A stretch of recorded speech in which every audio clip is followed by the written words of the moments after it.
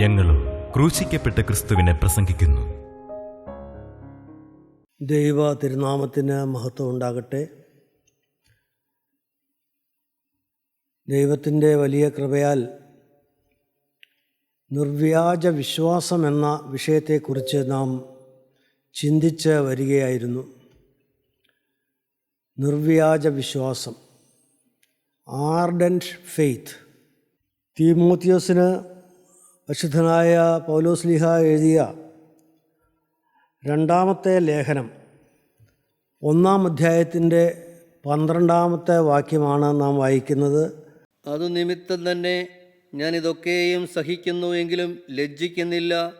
ഞാൻ ആരെ വിശ്വസിച്ചിരിക്കുന്നു എന്നറിയുന്നു. അവൻ എൻ്റെ ഉപനിധി ആ ദിവസം വരെ സൂക്ഷിപ്പാൻ ശക്തനെന്ന് ഉറച്ചുമിരിക്കുന്നു. ഞാൻ ആരെ വിശ്വസിച്ചിരിക്കുന്നു എന്ന് ഞാൻ അറിയുന്നു. അവൻ എൻ്റെ ഉപനിധി ആ ദിവസം വരെ സൂക്ഷിപ്പാൻ ശക്തനെന്ന് ഉറച്ചുമിരിക്കുന്നു. I know the one in whom I trust. I know the one in whom I trust, and I am sure that he is able to safely guard all that I have given him until the day of his return. ഞാൻ ഒരു ആളെ അറിയുന്നു, അവനെയാണ് ഞാൻ വിശ്വസിച്ചിരിക്കുന്നത്. The one in whom I trust and I am sure. എനിക്കൊരു കാര്യം ഉറപ്പാണ്, ഉറച്ചിരിക്കുകയാണ് ഞാൻ. എന്താണ്?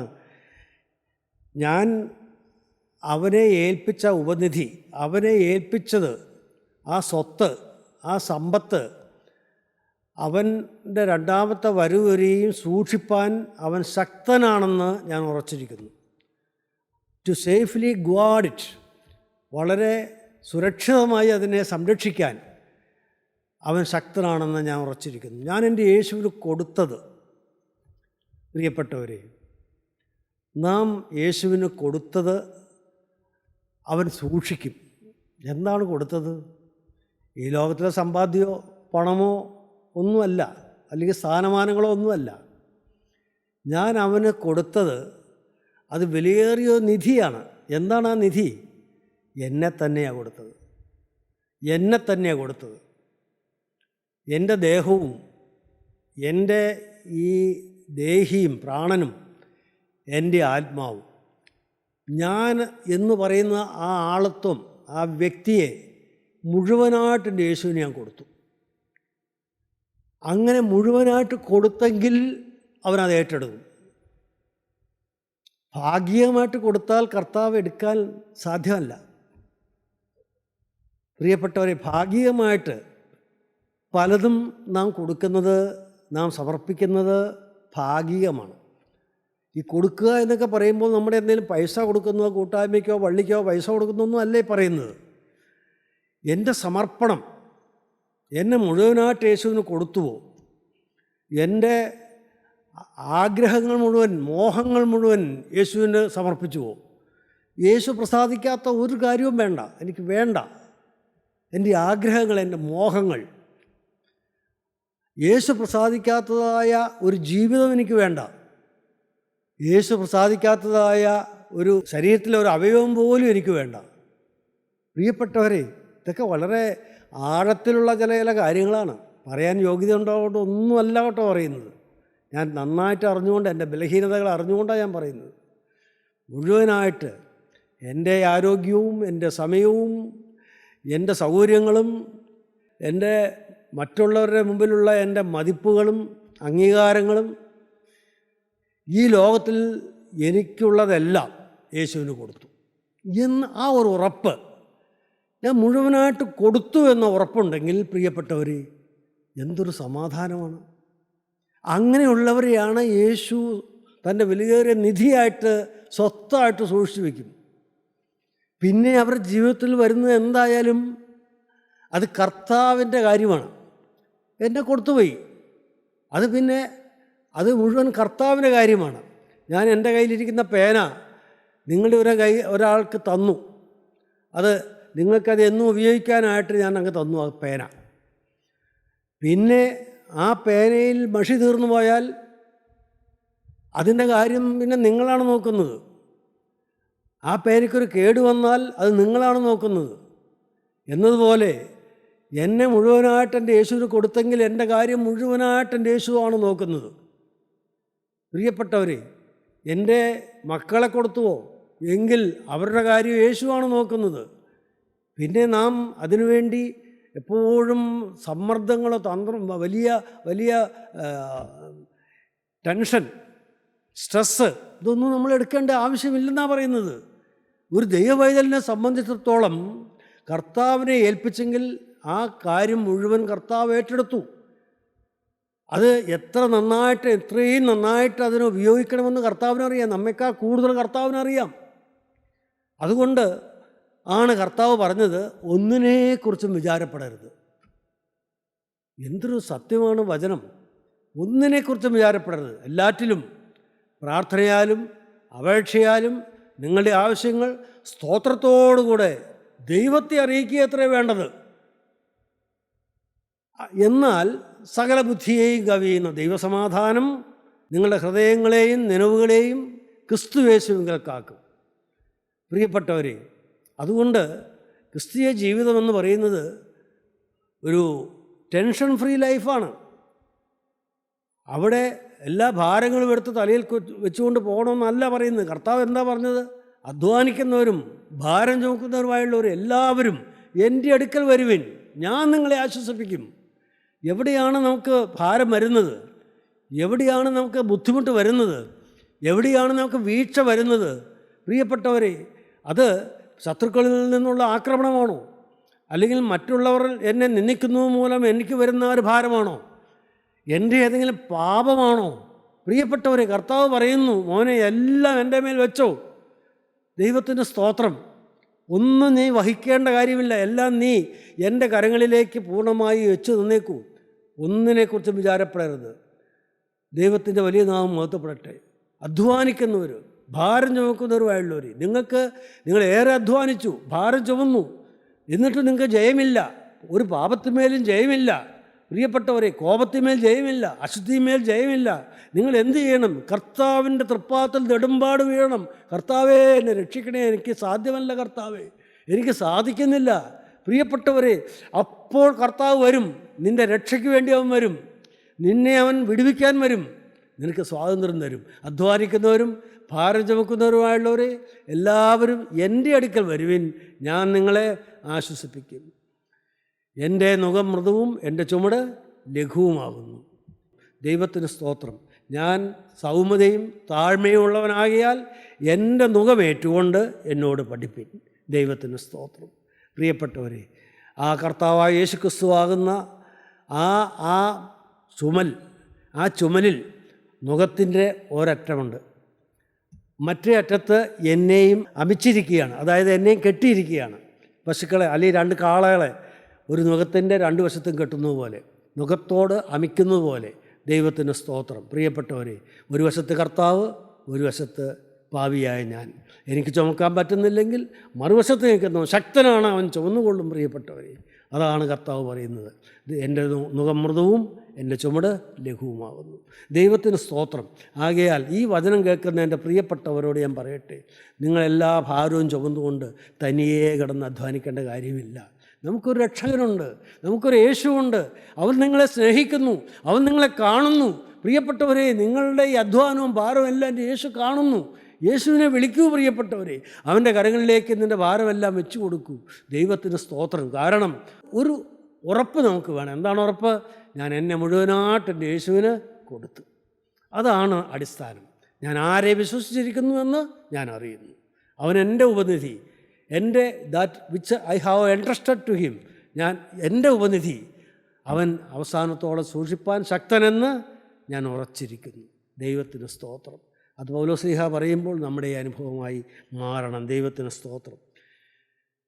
സാധാരണ ഇങ്ങനെ പറയും, good men often suffer many things for the best cause in the world. ഈ ലോകത്തിലെ ഏറ്റവും നല്ല കാര്യത്തിന് എത്ര കഷ്ടതകളും സഹിക്കാൻ തയ്യാറുള്ള നല്ല മനുഷ്യരുണ്ട്. എന്നാൽ അപ്പോസ്തല പ്രവർത്തികൾ 20-ാം അധ്യായത്തിൻ്റെ 22 മുതലുള്ള 22, 23, 24 വാക്യങ്ങൾ വായിക്കുമ്പോൾ പൗലോസ് അപ്പോസ്തലൻ പറയും, ഞാൻ എന്തിനാണ് കഷ്ടതയേക്കുന്നത്, ഞാൻ കഷ്ടത സഹിക്കുന്നത് എന്തിനാണ്? ദൈവത്തിൻ്റെ സ്തോത്രം. അപ്പോസ്തല പ്രവൃത്തികൾ 20-ാം അധ്യായം 22 മുതലുള്ള വാക്യം. ഇപ്പോൾ ഇതാ ഞാൻ ആത്മാവിനാൽ ബന്ധിക്കപ്പെട്ടവനായി യെരുശലേമിലേക്ക് പോകുന്നു.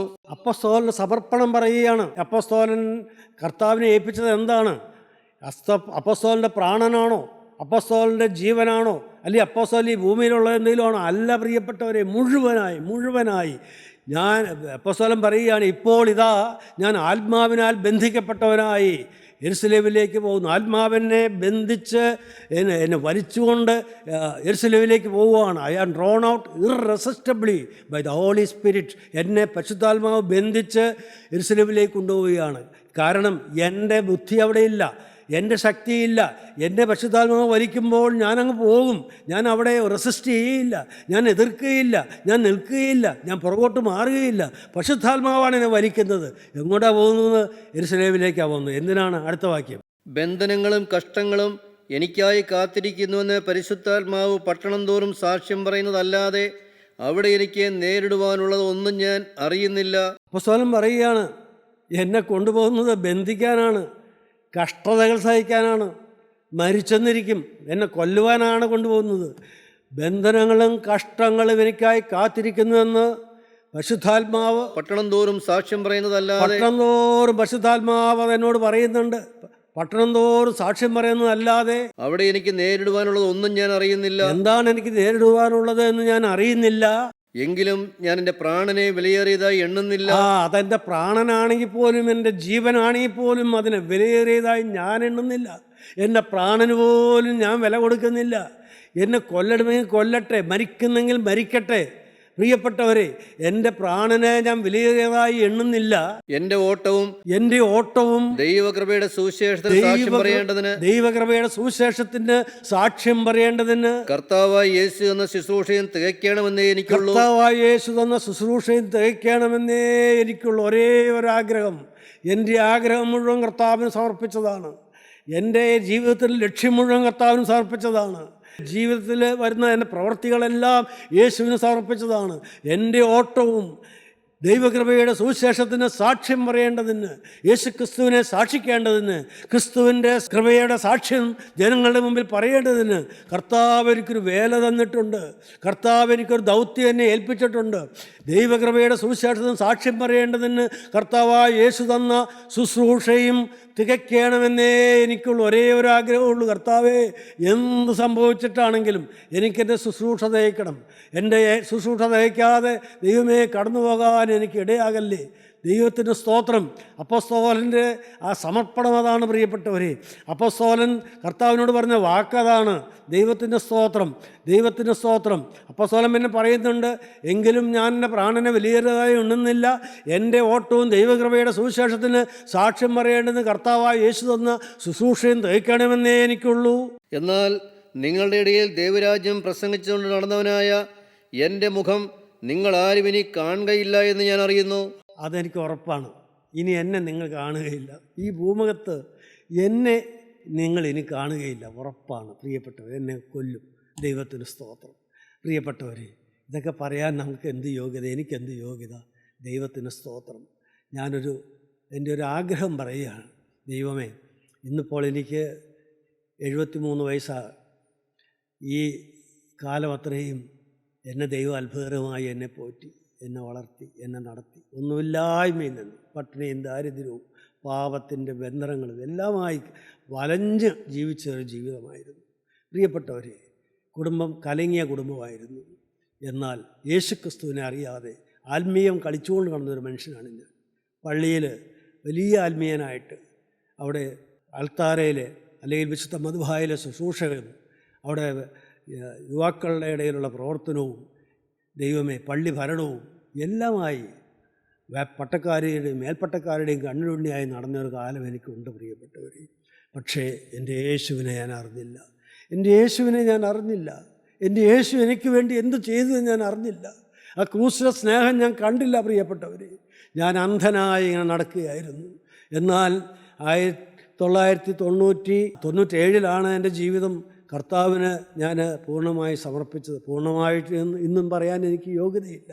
ഞാൻ 1989 മുതൽ എൻ്റെ കർത്താവിൻ്റെ ജീവൻ്റെ വചനം ഈ ക്രിസ്ത്യൻ റിവൈവൽ ഫെലോഷിപ്പിൽ വന്ന് അനുഗ്രഹീതമായ പരിശുദ്ധാത്മാവിൻ്റെ കൂട്ടായ്മയിൽ വന്ന് ബഹുമാനപ്പെട്ട യോഹന്നാൻ സാറിൻ്റെ നാവിൽ കൂടെ വചനം കേട്ടു. പ്രിയപ്പെട്ടവരെ, ആ വചനം എന്നെ ജീവിപ്പിച്ചു, എൻ്റെ ലക്ഷ്യങ്ങൾ മാറ്റി, എൻ്റെ ജീവിതത്തിലെ സമർപ്പണം എടുക്കാൻ ദൈവം എനിക്ക് കൃപ തന്നു, എൻ്റെ ജീവിതം യേശുവിന് കൊടുക്കുവാൻ എനിക്ക് കൃപ തന്നു. പ്രിയപ്പെട്ടവരെ, അവൻ എൻ്റെ ഉപനിധി.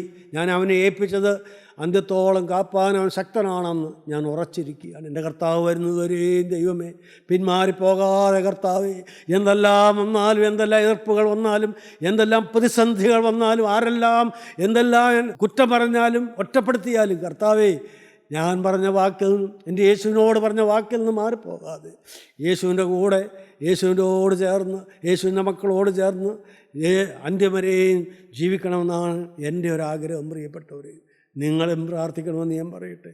ദൈവത്തിൻ്റെ സ്തോത്രം. എൻ്റെ കർത്താവിന് മഹത്വം. തികഞ്ഞവനായി എന്നോ അല്ലെങ്കിൽ എല്ലാം നേടിയെന്നോ ലഭിച്ചു കഴിഞ്ഞുവെന്നോ തികഞ്ഞവനായി എന്നോ അല്ല. ഞാൻ ക്രിസ്തു യേശുവിനാൽ പിടിക്കപ്പെട്ടിരിക്കുന്നതുകൊണ്ട് എനിക്കും അത് പിടിക്കാമോ എന്ന് വെച്ച് പിന്തുടരുന്നതേയുള്ളൂ. ഒന്ന് ഞാൻ ചെയ്യുന്നു, അപ്പോസ്തലൻ പറയുന്ന വാക്കുകളാണ്. ഒന്ന് ഞാൻ ചെയ്യുന്നു, പിമ്പിലുള്ളത് മറന്നു മുമ്പിലുള്ളത് ആഞ്ഞുകൊണ്ട് കർത്താവായ യേശു ക്രിസ്തുവിൻ്റെ പരമവിളിയുടെ വിരുദിനായി ലാക്കിലേക്ക് ഓടുന്നു. ഒരു ലക്ഷ്യം എനിക്ക് തന്നിട്ടുണ്ട്, ഒരു ലക്ഷ്യമുണ്ട് പ്രിയപ്പെട്ടവരെ. ആ ലക്ഷ്യം തെറ്റാതെ നാം ഓടണം.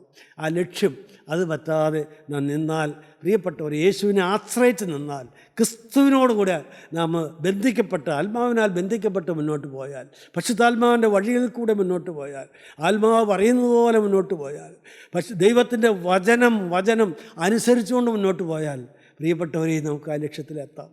ദൈവത്തിന് സ്തോത്രം. കർത്താവിൻ്റെ വലിയ നാമം മഹത്വപ്പെട്ട് അതൊരു വലിയ സ്വത്താണ്.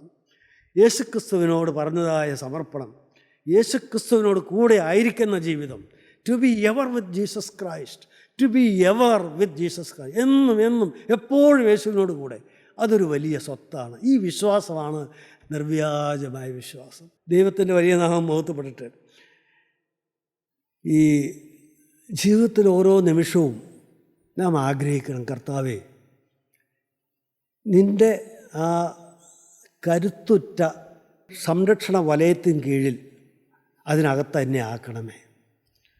കർത്താവേ, എന്നെ വിട്ടു മാറില്ലേ. ഏത് പ്രതിസന്ധി വന്നാലും, എത്ര നല്ല കാര്യം വന്നാലും, സന്തോഷം വന്നാലും, ദുഃഖം വന്നാലും എൻ്റെ കർത്താവ് കൂടെ വേണം. പ്രിയപ്പെട്ടവർ, കർത്താവ് കൂടെ വേണം, നിർബന്ധം വേണം നമുക്ക്. ദൈവത്തിന് സ്തോത്രം.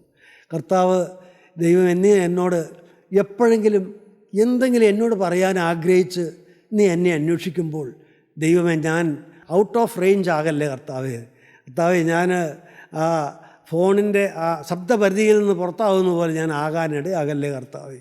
യേശുവെ, എപ്പോൾ നീ അന്വേഷിച്ചാലും ഞാൻ നിനക്ക് എവർ അവൈലബിളായി നിൽക്കാൻ കൃപ തരണമേ. എവർ അവൈലബിൾ ആകാൻ, എപ്പോഴും നിനക്ക് ഞാൻ അവൈലബിളായിരിക്കും, ഞാൻ ലഭ്യമായിരിക്കും. കർത്താവ് എപ്പോൾ അന്വേഷിച്ചാലും, എന്നോട് എന്ത് പറയാൻ കർത്താവിൻ്റെ അടുത്ത് വന്നാലും, ദൈവമേ ഇതാ അടിയനിതാ കർത്താവേ. ദൈവത്തിൻ്റെ സ്തോത്രം. എപ്പോൾ ആ കരം നീട്ടി എന്നെ അനുഗ്രഹിക്കാൻ കർത്താവ് അടുത്ത് വരുന്നു. കർത്താവേ, ഞാൻ എപ്പോഴും നിൻ്റെ കൃപാവലയത്തിലാണ്. ദൈവത്തിൻ്റെ സ്തോത്രം. പ്രിയപ്പെട്ടവർ, ചെറിയ ചെറിയ കാര്യങ്ങൾ, അനേക അനുഭവങ്ങൾ വെച്ചുകൊണ്ടാണ് ഞാൻ നിങ്ങളോട് പറയുന്നത്. ദൈവത്തിൻ്റെ സ്തോത്രം. നിങ്ങൾ കർത്താവിൻ്റെ കൃപാവലയത്തിലാണെങ്കിൽ, ദൈവമേ, കർത്താവിൻ്റെയോട് പറഞ്ഞ സമർപ്പണത്തിൽ നിലനിൽക്കുകയാണെങ്കിൽ, അവൻ്റെ വിലയേറിയ സ്വത്ത് നിൻ്റെ അവകാശമാണെങ്കിൽ, അവൻ്റെ വിലയേറിയ സ്വത്ത് അവൻ്റെ പ്രാണൻ, അവൻ്റെ ആത്മാവ് നിൻ്റെ അവകാശമായി നിനക്ക് കിട്ടിയെങ്കിൽ, ആ പരിശുദ്ധാത്മാവിനോട് ചേർന്നാണ് നടക്കുന്നതെങ്കിൽ എന്തോ ഒരു സംരക്ഷണമെന്നറിയാമോ. ദൈവത്തിന് സ്തോത്രം. പ്രിയപ്പെട്ടവരെ, ദൈവത്തിൻ്റെ പരിശുദ്ധാത്മാവിനെ വിശ്വസിക്കുക, പരിശുദ്ധാത്മാവിൻ്റെ നടത്തിപ്പിൽ നിങ്ങൾ വിശ്വസിക്കുക, പരിശുദ്ധാത്മാവിന് കീഴ്പ്പെട്ട് മുന്നോട്ട് പോവുക. പ്രിയപ്പെട്ടവരെ, അതെന്തൊരു സംരക്ഷണമാണെന്നറിയാമോ. മനുഷ്യരെ നോക്കി പോകുന്നതല്ല അത്. ദൈവത്തിൻ്റെ പരിശുദ്ധാത്മാവിനെ വിശ്വസിച്ചാൽ, ആ പരിശുദ്ധാത്മാവിനോട് പറ്റിച്ചേർന്ന് നിന്നാൽ നിങ്ങളുടെ ജീവിതത്തിൽ അത്ഭുതങ്ങൾ നടക്കും. എൻ്റെ ദൈവത്തിൻ്റെ വലിയ നാമം മഹത്വപ്പെടട്ടെ. ദൈവത്തിൻ്റെ വലിയ നാമത്തിന് നന്ദിയോടെ സ്തോത്രം. അതുകൊണ്ട് എന്താണ് അപ്പോസ്തലൻ പറയുന്നത്? I have lodged the great trust in the hands of the best trustee. I have lodged the best trust, എൻ്റെ ഏറ്റവും വിലയേറിയ നിധി. I have entrusted it, lodged great trust in the hands of the best trustee. ഏറ്റവും നല്ല trustee, ഏറ്റവും നല്ല കൈക്കാരൻ, ഏറ്റവും നന്നായിട്ട് സൂക്ഷിക്കാൻ അറിയാവുന്നവൻ്റെ കയ്യിലേക്കാണ് ഞാൻ ഏൽപ്പിച്ചത്.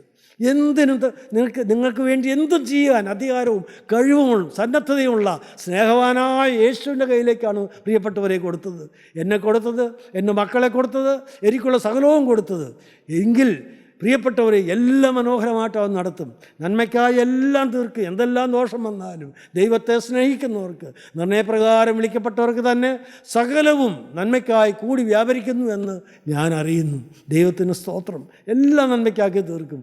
പൂർണ്ണമായി കൊടുത്തോ പ്രിയപ്പെട്ടവർ? നിങ്ങളിപ്പോൾ പരിശോധിക്കൂ. എന്നെ മുഴുവനായിട്ട് യേശുവിന് കൊടുത്തോ? ദൈവത്തിന് സ്തോത്രം. വലിയ ഒരുപാട് നല്ല കാര്യങ്ങളൊക്കെ ഈ ലോകത്ത് ചെയ്യാൻ പറ്റും.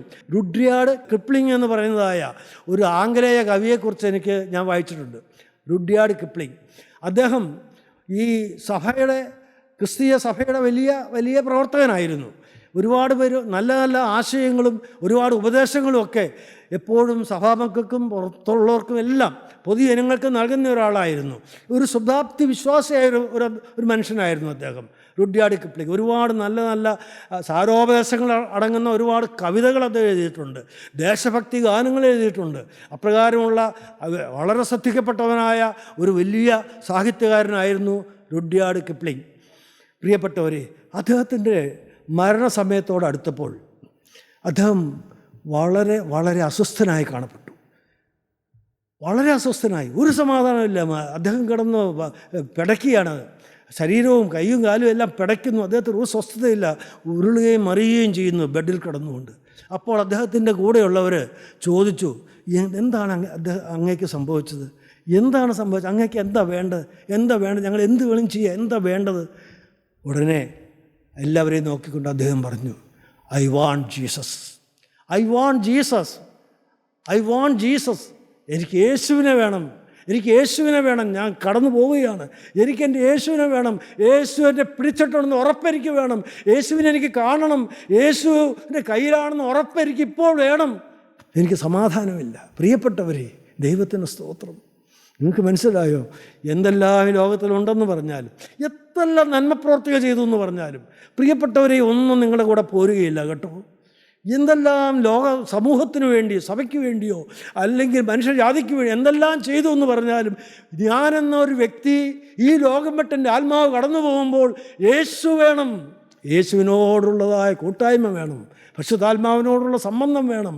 പ്രിയപ്പെട്ടവരെ, അത് വലിയൊരു നിധിയാണ്. അതുകൊണ്ടാണ് പറയുന്നത്, ജീവിതം യേശുവിന് കൊടുത്തു എന്ന് ഉറപ്പ് നാം പ്രാപിക്കണം. പ്രിയപ്പെട്ടവരെ, നിങ്ങൾ എന്ത് പറയുന്നു?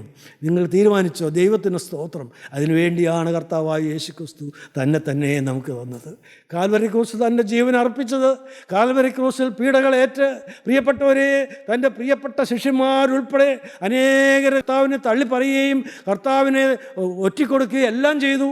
പ്രിയപ്പെട്ടവരെ, ക്രൂശിക്കാൻ ജനമാർത്തു. പടയാളികൾ അവനെ തല്ലി, മുഖത്ത് തുപ്പി, അവൻ്റെ കന്നത്തടിച്ചു, തലയിൽ മുൾമുടി അടിച്ചു കയറ്റി, കൈകളിലും കാലുകളിലും കാര്യന്മാണി അടിച്ചു കയറ്റി അവനെ ക്രൂശിച്ചു. പ്രിയപ്പെട്ടവരെ, ആരുമില്ല. ഞാൻ തിരിഞ്ഞു നോക്കി, ഞാൻ ചുറ്റും നോക്കിയെങ്കിലും എന്നെ സഹായിപ്പാൻ ആരെയും കണ്ടില്ല എന്ന് ദൈവത്തിൻ്റെ പ്രവചന വാക്യമുണ്ട്. പ്രിയപ്പെട്ടവരെ, യേശു കഷ്ടങ്ങളെല്ലാം ഏറ്റു. അവൻ ക്രൂശിക്കപ്പെട്ടു. അവൻ്റെ തിരുരക്തം മുഴുവനായി നമുക്ക് വേണ്ടി ഊറ്റിത്തന്നു. ചങ്കിലേക്ക് പടയാളി കുന്നം കൊണ്ട് കുത്തിയപ്പോൾ ആ രക്തം മുഴുവനായിട്ട് ചങ്കിൽ നിന്ന് ഒഴുകി വന്നു. പ്രിയപ്പെട്ടവരെ, ആ തിരുരക്തത്താൽ നമ്മെ അവൻ വീണ്ടെടുത്തു. ഈ കഷ്ടതകളും പീഡകളും എല്ലാം എനിക്ക് വേണ്ടി എനിക്ക് വേണ്ടി മരിച്ച്, കർത്താവായ യേശു ക്രിസ്തു ഇതാ എനിക്ക് വേണ്ടി മരിച്ചു എന്ന് നിങ്ങൾ പൂർണ്ണമായി വിശ്വസിച്ചുകൊണ്ട്, യേശുവേ നീ എൻ്റെ സ്വക, യേശുവേ നീ എൻ്റെ സ്വന്തം, യേശുവേ നീ എനിക്ക് വേണ്ടി മരിച്ചതിനാൽ ഞാൻ ഇന്നു മുതൽ നിൻ്റെ സ്വന്തം, യേശുവേ നീ എനിക്ക് വേണ്ടിയാണ് മരിച്ചതെന്ന് ഞാൻ വിശ്വസിക്കുന്നു. എൻ്റെ സകല പാപങ്ങൾക്ക് നീ പരിഹാരം വരുത്തിയെന്ന് പൂർണ്ണമായി ഞാൻ വിശ്വസിക്കുന്നു. കർത്താവേ, നിന്നെ എൻ്റെ കർത്താവ് രക്ഷിതാവുമായി ഞാൻ സ്വീകരിക്കുന്നു. ഇപ്പോൾ നാഥ, എന്നെ മുഴുവനായിട്ട് നിനക്ക് തരട്ടെ. കർത്താവേ, എൻ്റെ അപൂർണമായ സമർപ്പണം നീ കൈക്കൊള്ളണമേ. നിങ്ങൾ പ്രാർത്ഥിക്കൂ, നിങ്ങളുടെ തലകളെ വണങ്ങൂ, കണ്ണുകളെ അടയ്ക്കൂ, യേശുവിനോട് പറയൂ, യേശുവേ എൻ്റെ യേശുവേ നീ എനിക്ക് വേണ്ടി മരിച്ചതിനാൽ നാഥാ ഞാൻ നിനക്ക് വേണ്ടി ജീവിക്കും. ഇനിയുള്ള ആയുസ് എന്നെയും എനിക്കുള്ള സകലത്തെയും എൻ്റെ ദേഹവും ദേഹി ആത്മാവും ഇതാ ഞാൻ നിൻ്റെ തൃപ്പാദത്തിലേക്ക് വയ്ക്കുന്നു. അപ്പാ, ഇന്നു മുതൽ യേശുവേ ഞാൻ നിൻ്റെ വക. നീ എനിക്ക് വേണ്ടി മരിച്ചതിനാൽ ഇന്നു മുതൽ ഞാൻ നിൻ്റെ വക. ആണിപ്പാള കരയിപ്പോൾ കർത്താവേ എൻ്റെ തലമേലൊന്ന് വെക്കണമേ. നിങ്ങൾ പ്രാർത്ഥിക്കൂ. കർത്താവേ, ഇപ്പോൾ ആണിപ്പാള കരം, ആ തിരക്തം ഒഴി വരുന്ന കരം, സകല പാപവും പോക്കി ശുദ്ധീകരിക്കുന്ന തങ്കച്ചോര ഇപ്പോൾ നിൻ്റെ മക്കളുടെ ശിരസിന്മേലൊന്ന് പുരട്ടണമേ. ഓരോ മക്കളുടെയും ശിരസിൽ തീരുമാനമെടുത്ത മക്കളുടെ മേൽ ആ തൃക്കരം വെച്ച് കർത്താവേ ആ തിരക്തത്താൽ ഒരു മുദ്ര ഇടണമേ. ഞങ്ങളെല്ലാവരെയും അനുഗ്രഹിക്കണമേ.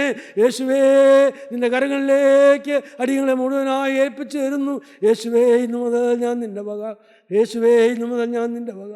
യേശുവേ, ഇന്നു മുതൽ ഞാൻ നിൻ്റെ വക. കാരുണ്യവാനായ കർത്താവേ, അൻപുള്ള രക്ഷിതാവേ, സ്വർഗീയമായ അവിടുത്തെ ഇടപെടലിനായി സ്തോത്രം, വചനങ്ങൾക്കായി സ്തോത്രം. ദൈവമേ, വചനം കേട്ട എല്ലാ മക്കളെയും അനുഗ്രഹിക്കണമേ, കുടുംബമായി അനുഗ്രഹിക്കണമേ, കണ്ണുനീർ ഒപ്പണമേ കർത്താവേ. സൗഖ്യവും സമാധാന ആശ്വാസവും കൊണ്ട് ഞങ്ങൾ നിറയ്ക്കണമേ. രണ്ടാമത്തെ വരവിന് വേണ്ടി അടികളെ ഒരുക്കണമേ. യേശു ക്രിസ്തുവിൻ്റെ അതിപരിശുദ്ധമായ നാമത്തിൽ തന്നെ. ആമേൻ.